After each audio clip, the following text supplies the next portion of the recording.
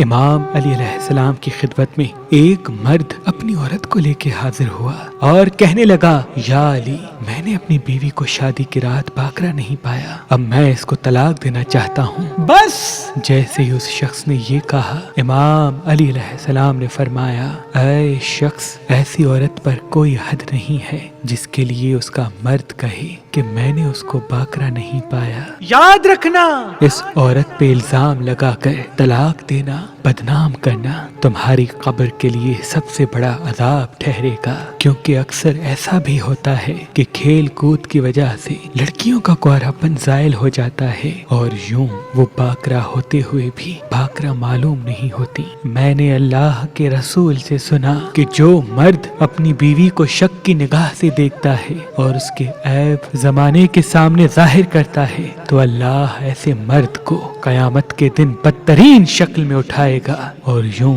دنیا میں بھی اس پہ لعنت برسے گی اور آخرت میں بھی اس پہ عذاب ہوگا۔